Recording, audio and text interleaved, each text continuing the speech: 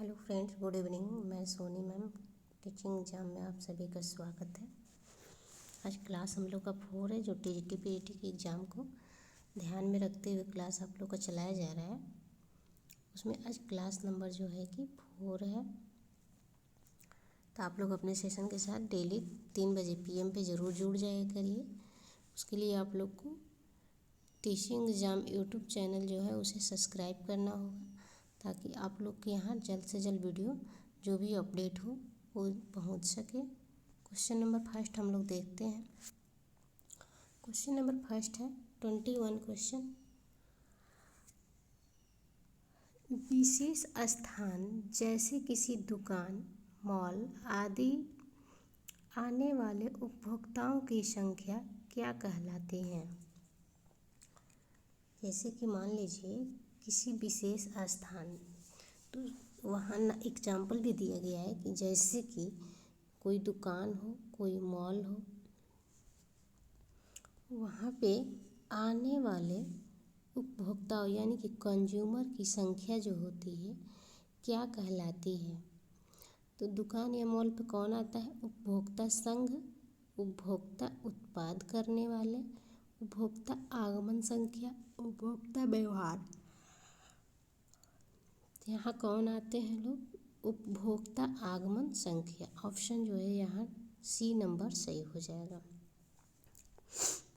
Next question देख लेते हैं। धुलाई मशीन को वस्त्रों के पूरा सूखने से पहले ही चक्रण को रोक दिया जाता है। ऐसा न करने से क्या होता है?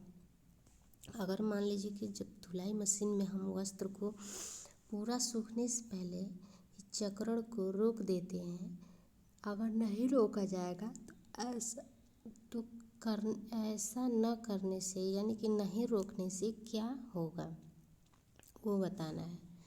वस्त्र फट जाते हैं, वस्त्रों के रेशे कमज़ोर हो जाते हैं, वस्त्रों में सिलवटें पड़ जाती हैं, उपयुक्त सभी। तो यहाँ जो है क्वेश्चन का आंसर बनेगा जो हमारा C नंबर सही हो जाएगा।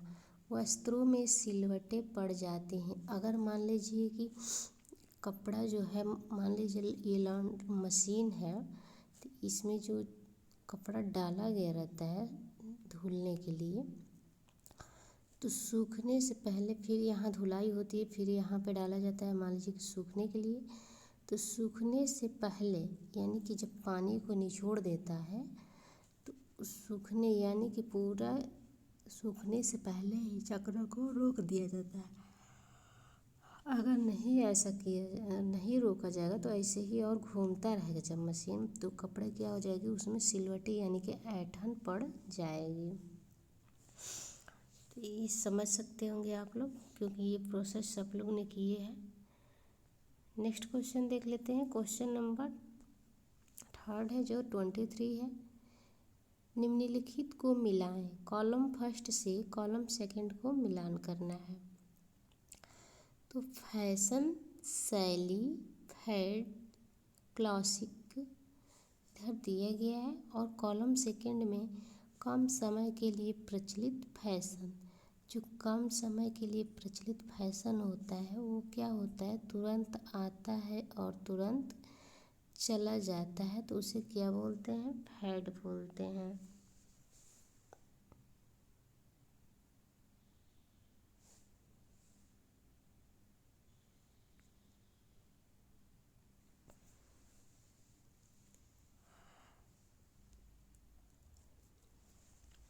फिर उसके बाद देखते हैं C नंबर जो ऑप्शन है किसमें फर्स्ट है। तो 2 ऑप्शन में सिर्फ है, बाकी C नंबर ऑप्शन और A नंबर ऑप्शन को एलिमिनेट कर लेंगे। उसके बाद देखते हैं फैशन, किसी एक समय अवधि के दौरान सबसे अधिक प्रचलित शैली। तो A नंबर क्या हो जाएगा? A नंबर जो है कि फिर देखते हैं ऐसा फैशन जो कभी भी प्रचलन से पूरी तरह से बाहर नहीं होता है, यानी कि क्लासिकल हो जाएगा। तो D नंबर जो है थर्ड हो जाएगा। फिर उसके बाद जो है शैली देखते हैं, किसी परिधान अथवा सहायक सामग्री की विशेष दिखावट अथवा विशिष्टता। तो ऑप्शन जो है बी नंबर को 4 से मिलाएंगे और ए नंबर को 2 से। तो यहाँ जो है कि बी नंबर जो है सही ऑप्शन बन जाएगा। नेक्स्ट क्वेश्चन है क्वेश्चन नंबर 4 जो है, एक सफल फैशन डिजाइनर में निम्न योग्यताओं का सम्मिश्रण आवश्यक है। जो एक सफल फैशन है, मान लीजिए कोई प्रोग्राम चलाया जाता है वो सफल हो जाता है, तो पूर्वानुमान तथा विश्लेषणात्मक योग्यता, संप्रेषण तथा कलात्मक योग्यता, शैक्षिक तथा रचनात्मक योग्यता, उपर्युक्त सभी। तो यहाँ ऑप्शन देखते हैं कौन सा सही हो जाएगा। पूर्वानुमान तथा विश्लेषणात्मक योग्यता, हम अगर कोई भी फैशन डिजाइनर स्टार्ट कर रहे हैं तो पूर्वानुमान भी लगाते हैं और जो है कि विश्लेषणात्मक यानी कि उसका विश्लेषण भी करने की योग्यता रखते हैं। सही हो जाएगा। संप्रेषण तथा कलात्मक योग्यता भी, शैक्षिक यानी कि उसके बारे में, और रचनात्मक योग्यता भी। तो यहाँ जो है ऑप्शन नंबर डी सही होगा। ऑप्शन जो है यहाँ डी सही हो जाएगा। सभी ऑप्शन सही है। नेक्स्ट क्वेश्चन है, निम्नलिखित में से कौन सा कथन जो है कि गलत है। गलत कथन बताना है। आर्थिक रूप से उपयोगी होने के लिए युवाओं का उचित शिक्षा की आवश्यकता होती है। आर्थिक रूप से उपयोगी होने के लिए युवाओं को उचित शिक्षा की आवश्यकता होती है। सही है। आर्थिक रूप से उपयोगी होने के लिए युवाओं को मित्रगण की आवश्यकता होती है। नेक्स्ट देखते हैं, आर्थिक रूप से उपयोगी होने के लिए युवाओं को लाभदायक रोजगार के अवसर की आवश्यकता होती है। ये भी सही है। यहाँ डी नंबर जो है, आर्थिक रूप से उपयोगी होने के लिए युवाओं को पेशेवर प्रशिक्षण की आवश्यकता होती है, यानी कि ट्रेनिंग की आवश्यकता होती है। सही ऑप्शन जो है बी नंबर हमारा ऑप्शन सही हो जाएगा। ये जो है गलत है। युवाओं को मित्रगण की आवश्यकता होती है। आर्थिक रूप से अगर हमें होना है उपयोगी तो युवाओं को मित्रगण की आवश्यकता नहीं होती है। यहाँ ऑप्शन नंबर जो है बी नंबर सही हो जाएगा। नेक्स्ट क्वेश्चन देख लेते हैं। नेक्स्ट क्वेश्चन है, बच्चों में कुपोषण का प्रभाव निम्न में से किस रूप में देखा जा सकता है। बच्चे जो होते हैं उनमें उनके अंदर कुपोषण का प्रभाव देखा जा सकता है। इन ऑप्शन में बताना है कौन से में। तो कुपोषण क्या होता है, प्रोटीन एनर्जी माल न्यूट्रिशन PEM। तो मोटापा भी होता है, अतिपोषण हो जाएगा। क्वाशियोरकर भी अतिपोषण, और जो सूखा रोग है ये अल्प पोषण हो जाएगा। तो यहाँ ऑप्शन जो है डी नंबर सही हो जाएगा। सभी के रूप में जो होता है कुपोषण पाया जाता है। यहाँ तीनों ऑप्शन जो है सही है। नेक्स्ट क्वेश्चन देख लेते हैं, सरकार द्वारा संचालित बाल गृह किस आयु वर्ग के बच्चों के लिए होते हैं। जो बाल गृह होता है किस आयु के बच्चे के लिए होता है वो बताना है। तो 3 से 6 वर्ष के बच्चों के लिए, 3 से 11 वर्ष के बच्चों के लिए, 3 से 15 वर्ष के बच्चों के लिए, 3 से 18 वर्ष के बच्चों के लिए। तो ऑप्शन जो है कि यहाँ डी नंबर सही हो जाएगा। 3 से जो है 18 वर्ष के बच्चों के लिए बाल गृह आयु जो है सरकार के द्वारा संचालित किया जाता है। तो डी ऑप्शन सही हो जाएगा। नेक्स्ट क्वेश्चन देख लेते हैं। बच्चों द्वारा स्कूल छोड़ने का निम्न में से कौन सा एक प्रमुख कारण है।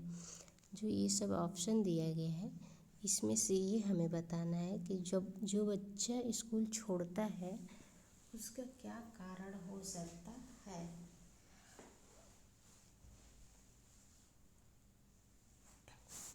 मित्रों द्वारा परेशान करना, नशीले पदार्थों का सेवन, शारीरिक पोषण।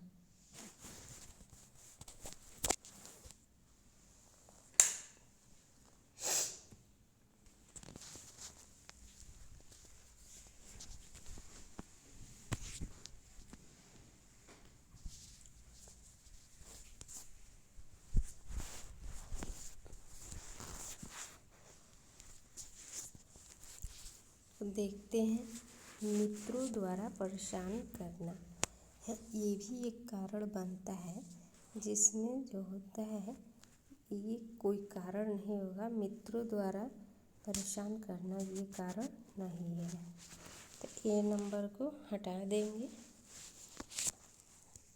मित्रों के द्वारा नहीं होगा।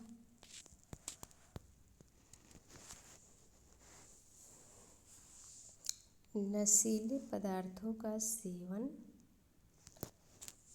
होगा ऑप्शन। नशीले पदार्थों का जब बच्चा सेवन करने लगता है तो स्कूल छोड़ने का एक कारण बन जाता है, वो स्कूल नहीं जाता है। और शारीरिक रूप से जब शोषण किया जाता है बच्चों का स्कूल में, उसके कारण भी वो स्कूल को क्या करता है कि छोड़ देता है। तो यहाँ जो है ऑप्शन हमारा जो है डी नंबर ऑप्शन सही हो जाएगा। नेक्स्ट क्वेश्चन देख लेते हैं। नेक्स्ट क्वेश्चन जो है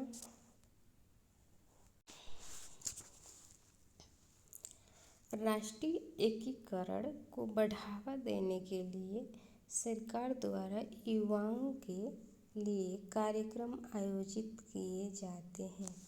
राष्ट्रीय स्तर पे यहाँ पूछा जा रहा है, राष्ट्रीय एकीकरण को बढ़ावा देने के लिए जो है कि सरकार के द्वारा युवाओं को के लिए कार्यक्रम आयोजित किए जाते हैं। कहाँ किए जाते हैं? भ्रमण कार्यक्रम, शिविर, सेमिनार या सम्मेलन, उपयुक्त सभी।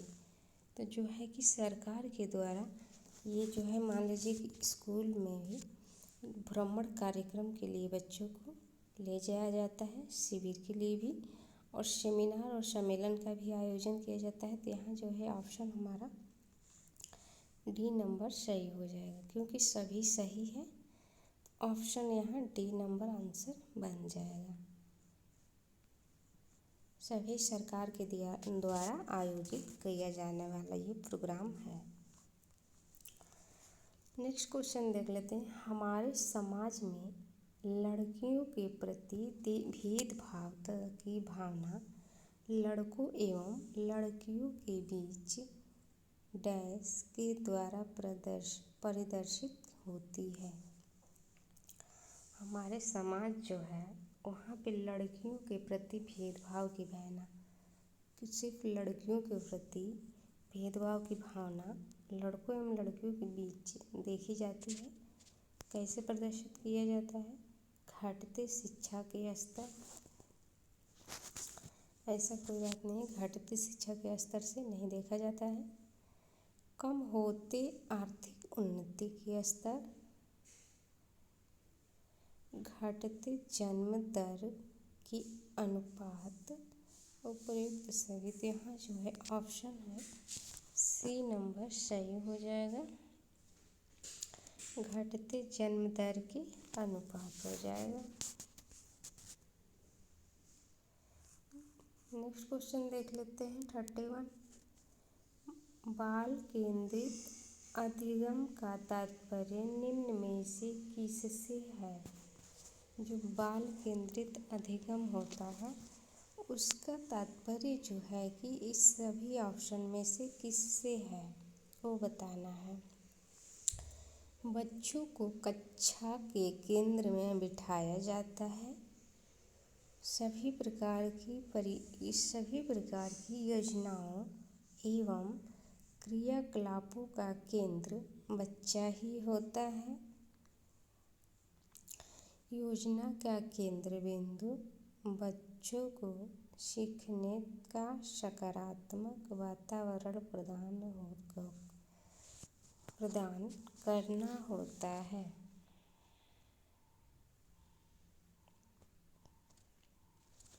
उपर्युक्त सभी बच्चों को कक्षा के केंद्र में बिठाया जाता है, नहीं होगा।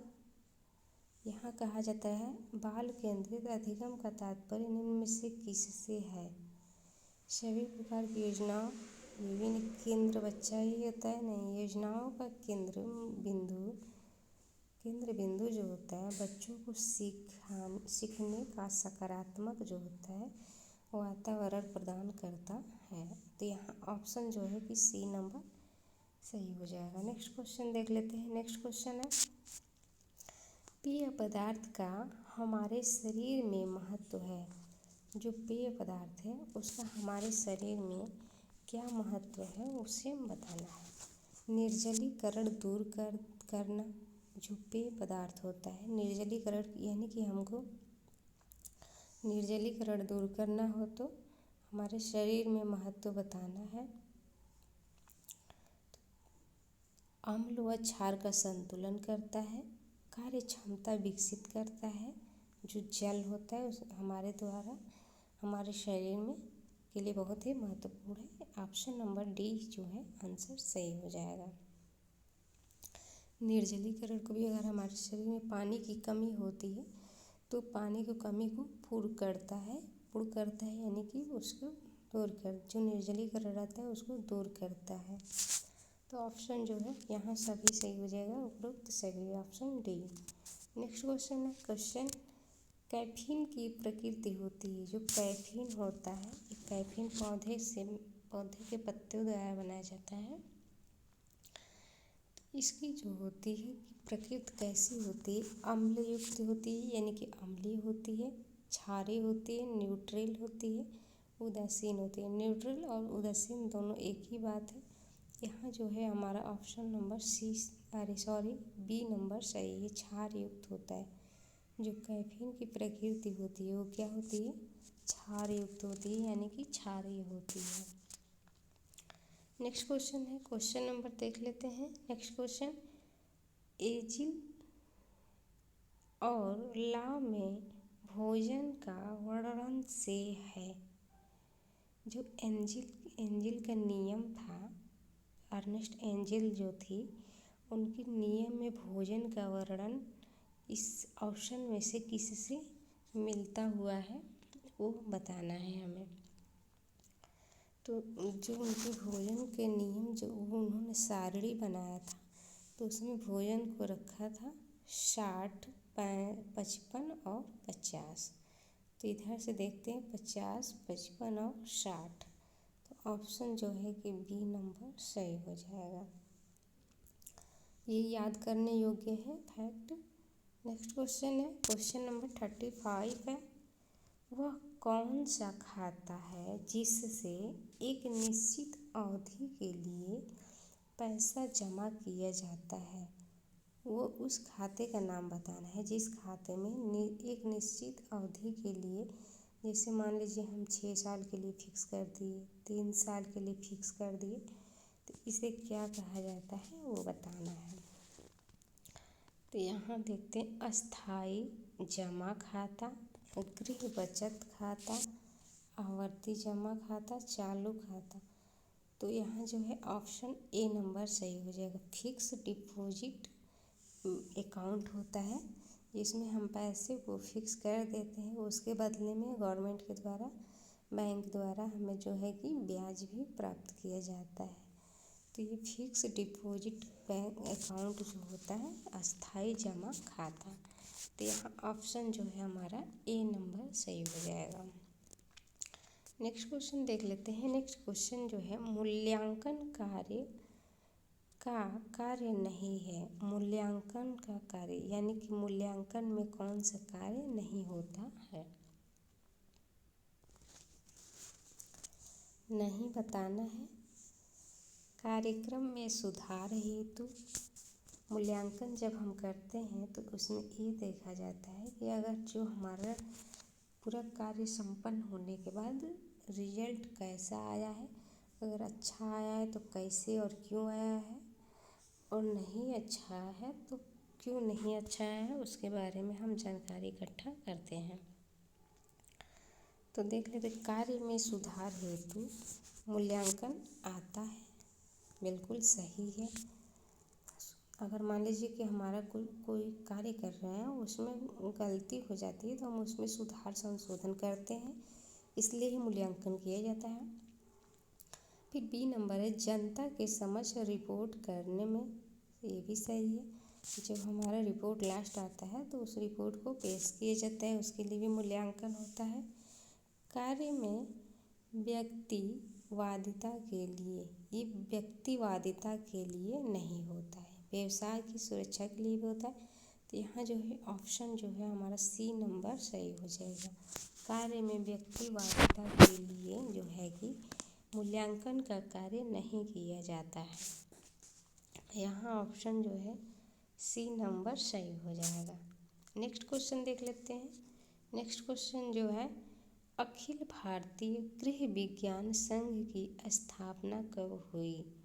जो अखिल भारतीय गृह विज्ञान संघ था उसकी स्थापना वर्ष बताना है, कब हुई थी, डेट बताना है। 1962 में, 1952, 1884, 1852, तो किसमें हुआ था इसे हमें बताना है। तो अखिल भारतीय गृह विज्ञान की जो स्थापना हुई थी वो कब किया गया था? तो ये ऑप्शन जो है हमारा बी नंबर सही हो जाएगा, 1952 में हुआ था। नेक्स्ट क्वेश्चन देख लेते हैं। नेक्स्ट क्वेश्चन जो है, क्वेश्चन है, हानि रहित व हानिकारक आवश्यकता किसके अंतर्गत आती है? जो हानि रहित, हानिकारक यानी कि हानि से रहित, हानि से बचाने वाले, और हानिकारक आवश्यकता जो होता है किसके अंतर्गत आता है? अनिवार्य आवश्यकता, आरामदायक, विलासिता, प्रतिष्ठात्मक। तो अनिवार्य आवश्यकता जो है ये हानि रहित और हानिकारक के अंतर्गत नहीं आता है। यहाँ जो है ऑप्शन जो है थर्ड यानी कि सी नंबर सही है। यहाँ विलासिता से संबंधित है, विलासिता के अंतर्गत हानि रहित व हानिकारक आवश्यकताएं आती हैं, सी नंबर सही हो जाएगा। नेक्स्ट क्वेश्चन देख लेते हैं। नियोजन की विशेषताएं हैं, नियोजन की क्या विशेषताएं हैं वो बताना है। विशेषताएं बहुत सारे हम लोगों ने पढ़े हैं, तो उसमें से कौन कौन सी विशेषताएं हैं?